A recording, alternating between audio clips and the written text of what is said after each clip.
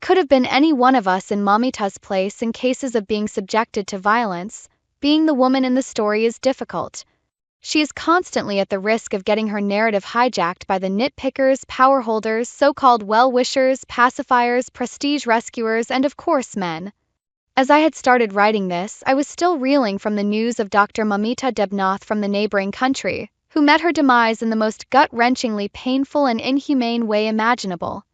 Moumita was a trainee doctor on duty when she was brutally raped and murdered.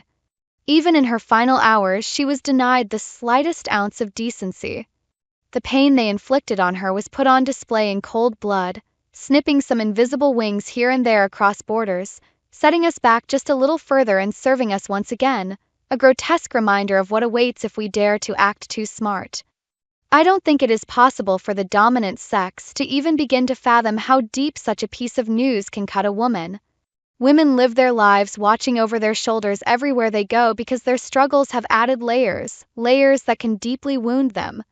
They cannot show their fear because that makes them weak. They cannot assert their strength because that suggests they are asking to be taught a lesson. They walk on eggshells which say, "You asked for independence, there you have it," or "That's equality for you." Google News link for all latest news. Follow the Daily Star's Google News channel. Women, no matter how old or young, are always on somebody's radar. It's terrifying how anyone from any part of society can have almost the same power over a woman and her choices as the men in her life. That is only because they are women, viewed as prey first, humans later. Women seeking help on social media, a platform frequented by many supposedly woke individuals, are often met with curses and conspiracies that seek to invalidate their struggles. Once a rumor starts spreading, the original incident is never viewed the same way again, and ironically, in the end, women often find themselves apologizing for the injustices done to them. When it comes to providing a viable solution for women's safety, people are quick to prescribe home arrest, a change in the way they dress, and ultimately fall back to despair over how the system functions. Animosity toward all matters feminine among the general public has always been critical, contributing to toxic masculinity and identity crises among many men who perhaps genuinely wanted to do the right thing. Returning to the idea that the tragic news of one woman can have a ripple effect, shaking every woman if not every person to the core, it's women who suffer the most in all of this. When they protest, it is easy to reduce them to noisy, opinionated, overeducated, and feminist-type cliches. What is not easy is to see past their demeanor and feel the pain it caused them. How their knees grow weak at the thought of that girl in whom every woman right now sees herself.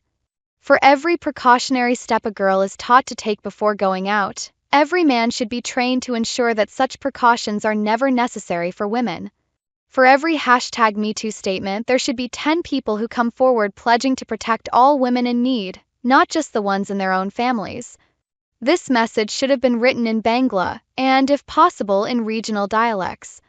It should have been printed as leaflets and distributed among the masses, who often remain hidden and are only occasionally disturbed by a woman who didn't know her place.